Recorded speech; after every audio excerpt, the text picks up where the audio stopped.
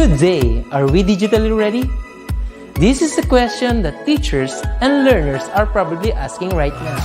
With the advent of DepEd's Digital Rights Program, the Open Educational Resources, or OER, was woven together and finally realized.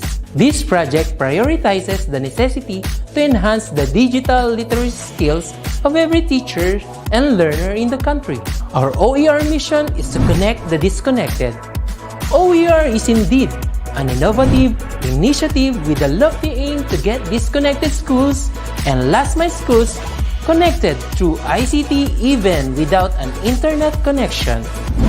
It is designed to cater to the need of these schools for interactivity, digitalization, and delivery of 21st century skills that will ensure that every learner is future ready.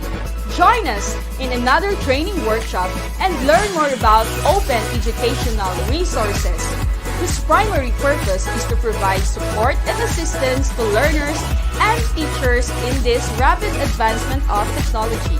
Our goal is to build and strengthen the capabilities of public and private teachers, school heads, and supervisors by teaching you to create and design interactive, localized, and contextualized instructional materials for teaching using basic, advanced, and proficiency software and tools. Surely, this will be another exciting and engaging webinar training workshop. Together, let's all rise amidst this crisis. Para sa bata, para sa bayan, para sa guro. Sulong, ito kalidad!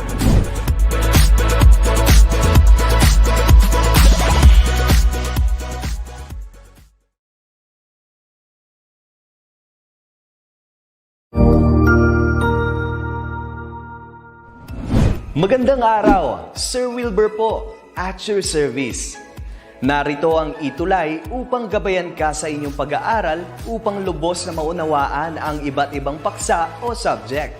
Ang ETUlay ay isang free online tutorial class na pinangungunahan ng ICT's Educational Technology Unit sa pamumuno ni Undersecretary Elaine Del B. Pascua. Ang programang ito ay hindi lamang para sa mga bata, kundi ito rin ay magsisilbing gabay sa mga magulang at mga guro kung paano nila ituturo o gagabayan sa bawat asignatura ang kanilang mga anak o mga estudyante.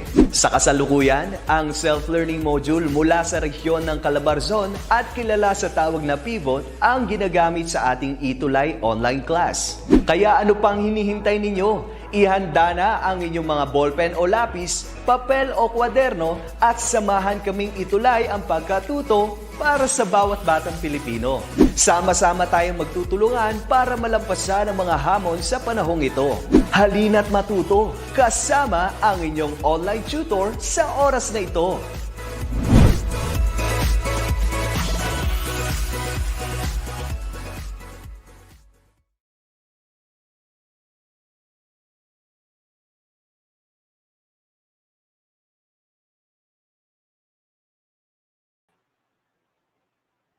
Okay, good afternoon everyone. Sa lahat ng mga naka-join sa atin ngayon, isang magandang hapon or paggabi ng araw sa inyong lahat.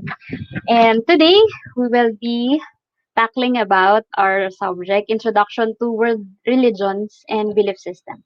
So let me share my presentation for today.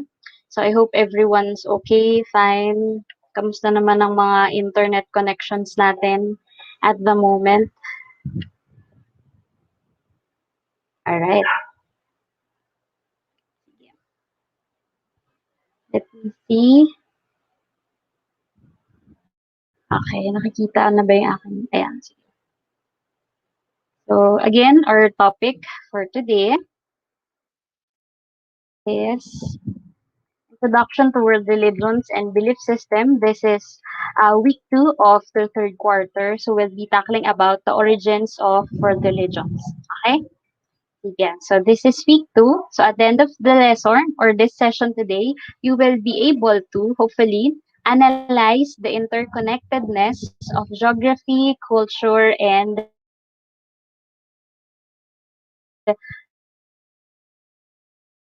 religion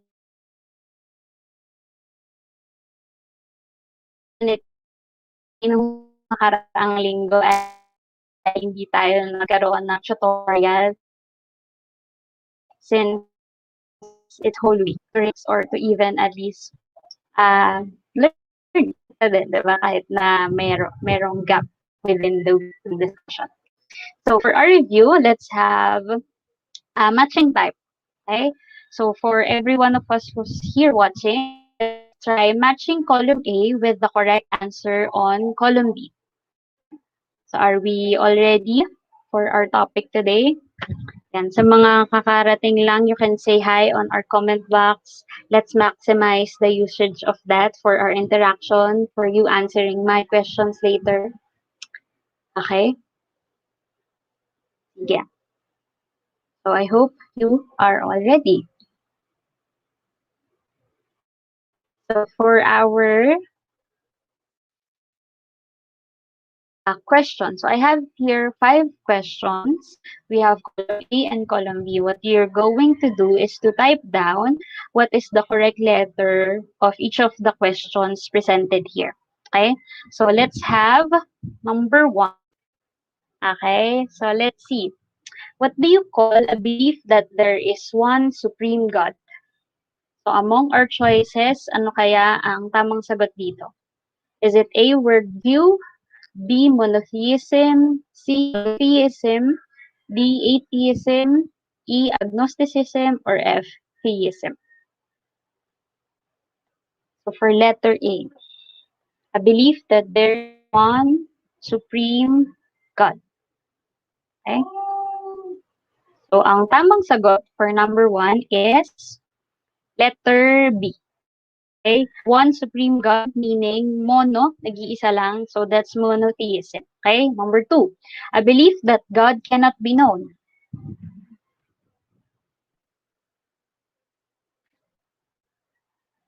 What do we call that? 5 seconds. 5, 4, 3, 2, 1. Okay? So the correct answer is letter E, agnosticism. Some people believe that there might be a God, pero dahil hindi natin siya makilala or wala tayong capabilities para makilala siya ng lubusan, then they concede na okay, sige, mga agnostic kami, people who are always on the lookout for ano pa yung mga pwedeng matutunan, but settled for the idea that God, because of His infinite power, cannot be totally known. Okay, so that's number 2. Number 3, a collection of beliefs about life and the universe. So the correct answer to that is actually letter A, world view. It can be a view or an idea, your personal idea or collective idea of what politics is, philosophy, life, all of those big questions about life, about who we are, is actually under worldview. So that's letter A. Okay? Number 4, a denial of an existence of a God.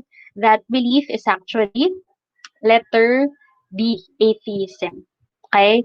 God is not alive or God is not here according to the atheists. Theism nga, diba, is God or anything that is related to your belief on creation, ganyan. Tapos, pag nilagyan natin ng A sa umpisa, ibig sabihin, non-existence yun. Non-existence of a God. Okay? And number 5, a belief that there is more than one God. So, kabaliktaran ng monotheism. So, number 5 is actually letter C. Okay? Polytheism. Okay? So, I hope you scored right. Maraming nakasagot at nakikinig at natuto for last week's discussion. Okay? Sige. So now, let's proceed with our topic for today, which is the origins of world religions. So, balikan lang natin ang bagya. Sabi nga natin, world religions is basically divided into 3 major parts, which is Abrahamic religions. Ito yung mga religions na niwala kay Abraham as patriarch or as their father of the religion. So that is Judaism, Christianity, and Islam. Okay? And number 2, dharmic religions. Ito yung religions such as Buddhism, Hinduism, diba? Kaya siya tinawag na dharmic religions because the root word is dharma. They believe in a certain fact that every individual has duties or responsibilities na kailangang sundin para maayos ang mundo. So that's dharma, duties or responsibilities. And lastly, Dawic religions. Ito naman yung mga religions in East Asia such as Confucianism, Taoism or Taoism, and lastly, Shintoism. Kaya siya tinawag na Tao because their origin is the Tao or the way.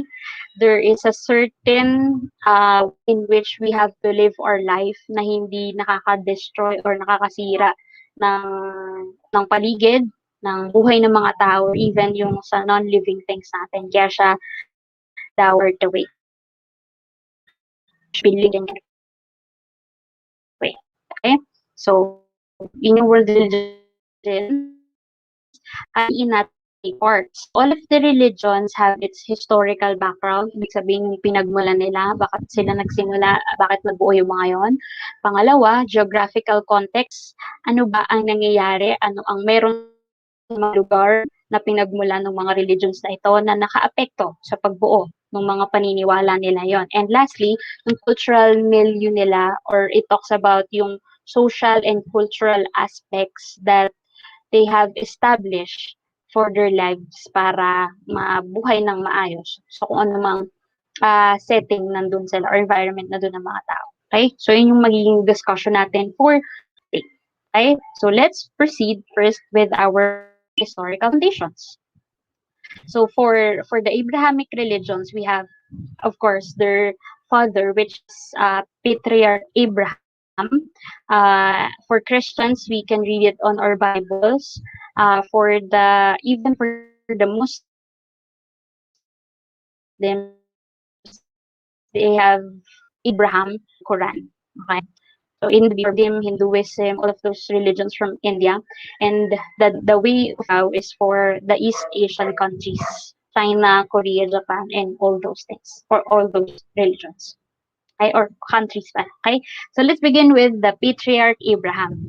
Okay, so I have here a picture that says the graph or the organizer that simplify kung ano ba ang pinagmulan ng Abrahamic religions. Okay, so Abraham, we can read him on our Bible. He can be seen as the one who made covenant with God in Genesis 15. Tapos from there, nagkaroon na siya ng anak, si Isaac, si Jacob, and all of the rest of Israel sa country or sa nation, siya yung pinagmulan ng paniniwala na yon, or yung paniniwala into one God. Because before, ang paniniwala nila is polytheistic, maraming Diyos. Pero it is Abraham who actually believed in one God that made him the father of all the nations. Kaya dahil doon, nagkaroon na covenant siya with God the Father. Okay? So, yun nga. Si Abraham, dahil matanda na siya and his wife, Sarai. So, at first, they cannot believe na magkakaroon pa sila ng anak or magiging father pa siya ng nations. Kasi nga matanda na sila at imposible nang magkaanak si Sarai. So, ang ginawa ni Sarai na asawa niya ay yung katulong la, ang ginawa niya ay nagkaroon ng sexual intercourse kay Abraham at ang naging dulot nun ay si Ishmael na katulong ni Sarai na naging nanay nga ni Ishmael ay pinalaya sila dun sa lugar nila Abraham. That's why the very reason nagkaroon ng panibagong wave or panibagong religion, which is yung Islam na nga. Na si Ishmael, basically, yung nag-originate and the many, many stories na later on mag-discuss natin as we discuss Islam. And Islam, further on, were dissected into denominations such as Sunni Islam, Sunni Muslims and the Shiite Muslims.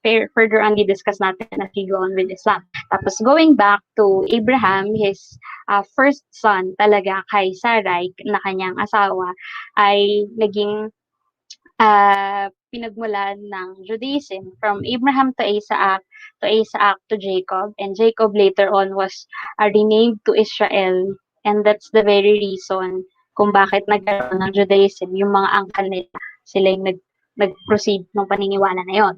And then here comes Christianity, which is also Jesus as the Messiah or as the living God, is part of that descendants ni Abraham.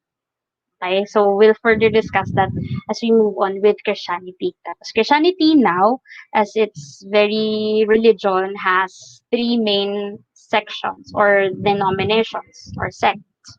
Tinatawag natin. We have Roman Catholicism, Protestantism, and the Eastern Orthodoxy. Okay, so medyo mahaba at napaka-legendary nung religions na ito. But the idea is Abraham as the first person who believed in one God na ay naging father of this nation. Okay? Now, moving on, sa Indian mosaic naman. So, paano nagkaroon ng iba't ibang religions or the dharmic religion sa India? So, India is basically a subcontinent dahil napakalaki at napakalawak nito geographically. It became a house or a place for many civilizations such as the Harappan and the Mohenjo-Daron civilizations. And then later on, with the influence of the Aryans or the Indo-Europeans na sumakop din naman sa lugar ng India sa may northeastern part nito, ang northwestern part nito ay na-establish itong iba't ibang religion such as Hinduism, we have Jainism, Sikhism, and Buddhism. Okay?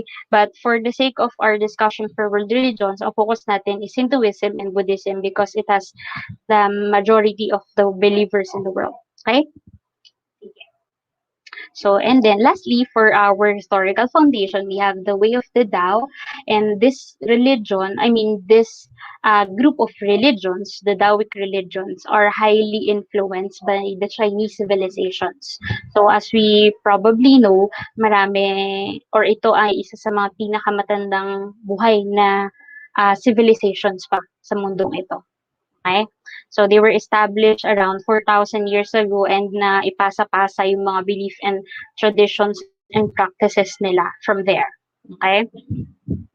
So now, that's the historical background. I know it might be so short, but for the sake of our limited time, yun yung pinaka-summary ng historical foundations ng mga religions na ito. Now, let's have the pop quiz. Let's see if you know these questions or answer for these questions. Number 1, in what region of Asia do Judaism, Christianity, and Islam originated? Is it letter A? Ay, shucks. Nakita niyo sagot. But anyway, is it letter A, East, B, North, C, South, or D, West? So, as you probably know, dahil na-i-flash na, ang tamang sagot dito is West Asia. Okay, so if you're facing with your monitor now, listening to me, so imagine this is Asia, and your Abrahamic religion originated somewhere here in this part, sa Israel, and ito yung natin. Map natin. Yeah, may map naman pala tayo dito. So, West Asia is home of the three great religions. Judaism, we have Judaism, Christianity, and Islam. Kung mapapansin niyo sa ating screen dito, yung color violet and the green na circles is circling around Israel because this is where Judaism and Christianity originated. While on the other hand, itong color red naman natin is Islam, refers to Islam, encircled in Saudi Arabia because it is where it was originally started, okay, with Muhammad as their founder,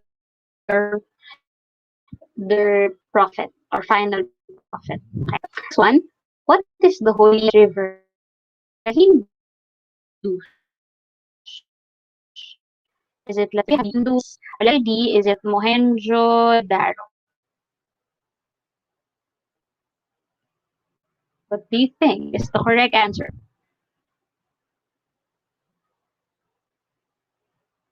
Ang tamang sagot dito is actually letter E. Okay, so letter C or Ganges River ang tamang sagot dito. Okay? Yeah. So, Ganges River is this one. Ito yung background na makikita natin dito. So it is considered as the holiest river, hindi lang actually for the Hindus, but also for other religions such as Buddhism. Okay? And basically, this is the formula ng mga religions natin. Nagsimula sila sa mga civilization, meron na established culture and practices, and then realize or the reality of life that they're in. They started to create beliefs and practices that is associated with their religions. Okay? So sa ngayon, ang Ganges River is nandiyan pa rin, buhay pa rin, alive, at pinupuntahan pa rin ng mga tao, considered still as a holy place. Marami ang naglilinis ng kanilang mga sarili dito, and even with fests in India, which is basically everywhere, ay pupunta sila sa Ganges River para maglinis or para mag-meditate or anything that they can call as religious. Doon nila gawa. Kaya aside from this as a holy river sa kanila, isa na rin to sa ngayon sa most populated unpolluted rivers in India. Okay, dahil sa maraming activities na ginagawa to. Okay? So that's your Indian religions. And then we have for number 3, what do you call the landlocked salt lake between Israel and Jordan that is often mentioned in the Bible? Okay. So this is from the Red Sea. What's the answer for this?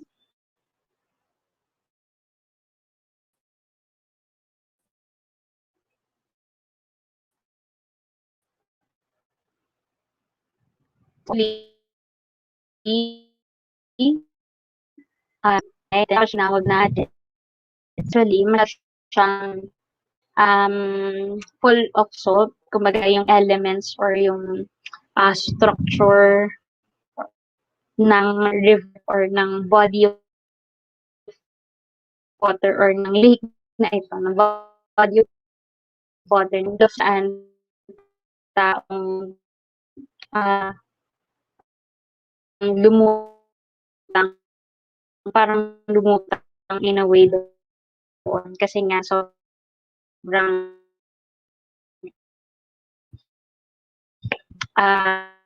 pwede nang walk on water. So, ito yan. So, that's the Dead Sea. Okay? So, geographically, mahalaga ito para sa mga Abrahamic religions, Judaism and Christianity, as well as Islam. Okay? And then, number 4, what culture practically influenced ancient Japan and Korea in the East Asia? Is it letter A, Chinese, B, European, C, Indian, or letter D, Mongolians?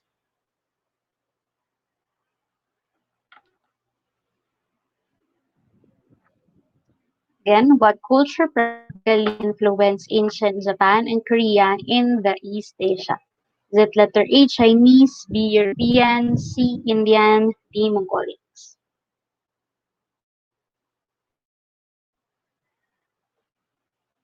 Okay. Ang tamang sagot is letter A, the Chinese. Even if you're not practicing, it's already been the Chinese who influenced many of the ancient Japanese or Korean practices and beliefs ng mga tao doon. Okay? So, again, katulad ng origins ng India and ng Abrahamic religion sa West Asia, it is highly influenced by the river valleys dahil established na ang pamumuhay ng mga tao sa China, sa Wanghe River, or in even the Yangtze River. Then, dito na sila nagsimulang magtanong what's the purpose of life maybe, or kung hindi man ganun kalalim, bakit nangyayari itong mga unusual things na hindi natin ma-explain. The very reason they established their own set of belief system wherein they can adapt and they can make meaning of life. Okay? So, they established their dynasties, the Zhang and the Zhou, and later on, itong mga dynasties na naman ito, later on, such as the Han Dynasty, ito yung mga naka-influence naman sa early civilizations din na meron sa Korea, yung mga Goryeo Kingdom natin dyan, and even sa Japan, yung mga empire and the emperors nila were actually influenced by the Chinese philosophers or Chinese leaders or government officials nila. Okay? So it is within this context that the great teacher Confucius became fascinated with ethical questions and morality in government affairs. Okay? So dahil magulo ang mundong ito during their time, di ba? Because of wars and famines and all the things that they cannot actually explain, they cannot make meaning of. Ngayon, na-encourage itong si Confucianism na magsulat at itala lang lahat ng mga naobserbahan niya sa government, sa nature, sa nature ng mga tao, even so. Kaya nagkaroon ng idea ng, or in a way, philosophy ng Confucianism. And si Confucius ay nakaapekto pa at nakaabot sa Korea and Japan. Okay? And then, number 5, which among the following religion is not a non-exclusive religion? Okay? Is it letter A, Buddhism, B, Christianity, C, Confucianism, and letter D, Hinduism? So what's the answer for this? Which among the following religion is not a non-exclusive religion? Is it letter A, Buddhism, B, Christianity, C, Confucianism, D, Hinduism?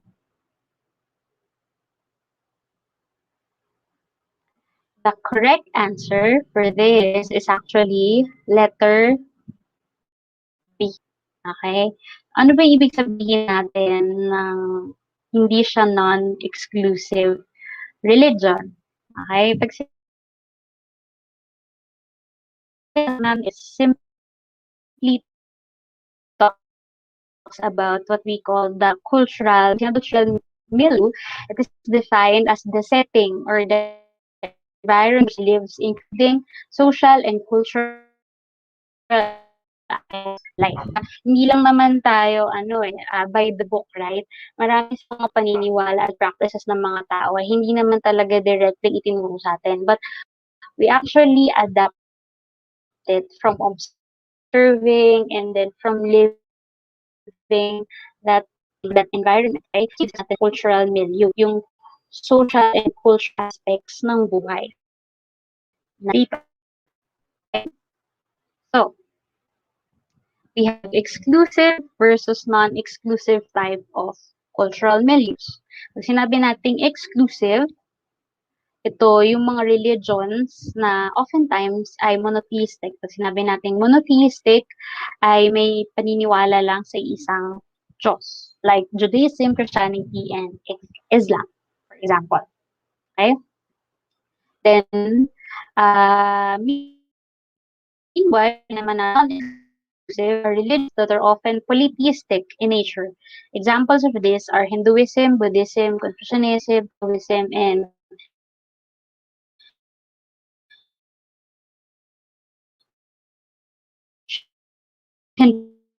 because God can be so powerful and so great, then they associated him with other smaller gods. So that's polytheism or the non-exclusive religions. Okay? So aside from exclusive and then versus the non-exclusive religions, we also have what we call the universalizing religions and the ethnic religions. Okay? What do we mean by that? Universal religions, these are religions that attempt to operate on a global scale. Okay? Ibig sabihin, they want to establish a religion that is not just simply for their culture or for their practices, but purpose nila is to let it all out para malaman at para maging kabahagi rin ng ibang tao sila, yung religion nila na yun. Okay? So, missionary type, kumbaga, ito yung mga religions na yun. So, they are not simply not linked to a certain nation, but globally, they are setting that. Okay? So examples natin yan ay Christianity, Buddhism, Islam. Okay? So Christianity, as we all know, di ba, meron silang missionaries na nagpapakalat, pupunta pa sa iba't ibang mga lugar or sa ibang parte ng mundo na hindi pa naabot para for these people to know who their God is. Okay? Same with Buddhism, same with Islam. Okay? So yun yung gusto nila, to attract other people for them to follow their religion. Okay? So that's universalizing. Okay? And then lastly, we have ethnic religions. Once we say ethnic religions naman, these are religions that draws members from specific group of people from a definite locality, with most of its practices and rituals performed continuously throughout the generations. Okay? So from the word ethnic, ang focus naman nila is paluguin or kumbaga palalimin pa yung mga paniniwala na na-establish nila in the long run. Simula pa in ancient time pa lang para for the next generations to continue believe on that. So examples natin dyan is Hinduism, yan. Malaking percent pa rin ng India now is Hinduism and other parts of West Asia or Southwest Asia, yan. Marami pa ring mga Hindu sa kanila doon. Taoism or Taoism, ito naman established na sa China and other parts of East Asia. So Judaism, same. Diba meron pa tayong mga Jews na tinatawag. Okay? Then Confucianism, same. Shintoism as well. And even some of the African native religions or tribal religions na tinatawag nila. Okay? So ethnic religions. Focused on one. Okay? Specific group of people. Okay? And then lastly, to end our discussion, let's try this activity. Word talk tayo. So choose a word. I have a group of words here on the box below. And what you're going to do is to use one of the words below to make a summary of the concepts you have learned today. Okay, so we have these words. Yeah.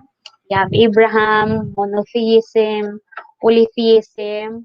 We have West Asia, dharmic, universalizing, religion, origin, and ethnic. So these are the words that you can use to make a summary of the lessons you've learned from today.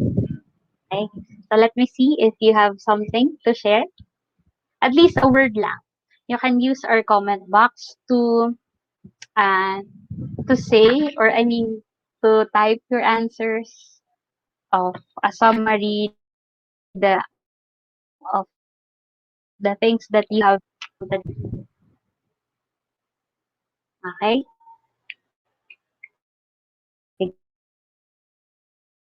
Okay, I'll wait. You can use a word lang. You can use religion. You can use maybe monotheism. Yan, mas madali marahil para sa inyong gamitin yon. Or challenging, trying universalizing. Or ethnic religion. Or ethnic.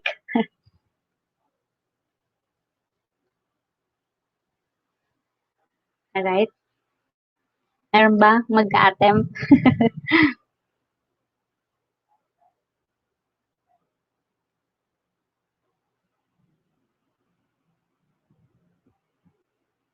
Yeah. So for those who will watch this later on, then maybe you can try answering this one, okay, for you to exercise the things that you have learned from today, okay? Good job for whoever will answer this later on. Okay, so let's just remember to summarize the things that we've discussed today. Religions are born in history and they gradually develop into living traditions and affect the lives of their followers. Okay, so religion ay hindi lang siya basta binuo for the sake of having it, 'di ba? For the sake of, kailangan maniwala sa God or kailangan mo, dahil di mo intindihan yung mga bagay-bagay, kailangan mo mag-assume na merong someone great na kaya mag-explain sa'yo. It's not like that, okay? So it was developed and been adapted, used, and you can say abused as well by other people throughout history and it was developed and incorporated to the cultures and traditions of people that it makes it close to their heart, 'di ba? Kaya hindi mo mahiwalay ang religion sa parte ng buhay ng mga tao because it's been part of their lives. Hindi man pa nila ito mapigyan ng specific na pangalan ancient time, but the idea of having a God in which they believe and they cling on to whatever happens in their life, then that's basically what religion is about. And even so, today, 'di ba, most of the people cling into also us, 'di ba, cling into religions to make sense of the world that we have now, specifically or because siyempre maraming mga bagay na hindi natin maintindihan yan. But religions help us in a way to define or to at least give us comfort on the things that we cannot understand. Okay? So religion gives hope. So that's the very reason we have to have this one, right? To give us hope on what we believe in. Okay? See here. So with that, these are my references. You can refer to this later on if you want to further your reading or further your studying on our topic because it's an interesting topic to cover or subjects to cover. So by next week, what we're going to do is to discuss our modules and worksheets for week 3. Ang focus naman natin nun ay the positive and the negative effects of religions. Okay? Yes. So these are your materials. You can refer to this later on. And with that, for all who are watching and viewing us today, thank you. And if you have comment suggestions, you can always email us into edtech@deped.com.ph. Ayan. So before I end this, I want to want first to to say thank you to everyone who's behind this DepEd ETUlay. Na malaking tulong po ito lalo na sa ating mga aral at even sa ating mga guro and to the parents who are watching with their children para maturuan naman sila. Salamat po sa SDO Las Piñas. Ako po ay galing sa SDO Las Piñas. Shout out po sa lahat ng kaguruan, faculty ng Las Piñas City National Senior High School CA Campus. Hello po sa ating lahat. And to our students. Thank you for of you who are. Salamat po. Next, we'll have the ALS for High School. And thank you. And happy long weekend, everyone. Salamat po.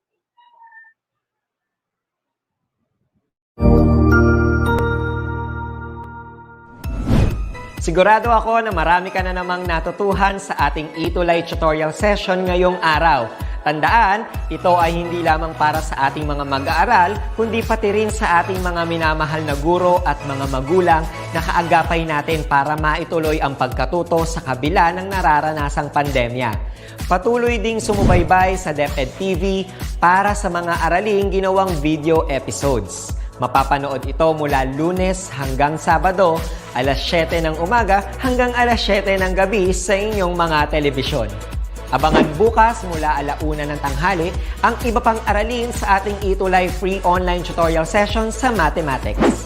I-like and subscribe at manatiling nakasubaybay sa ating ETUlay tutorial session sa DepEd Edtech Unit FB page at Educational Technology Unit channel sa YouTube at sa DepEd Tayo at DepEd Philippines social media accounts. Paalam!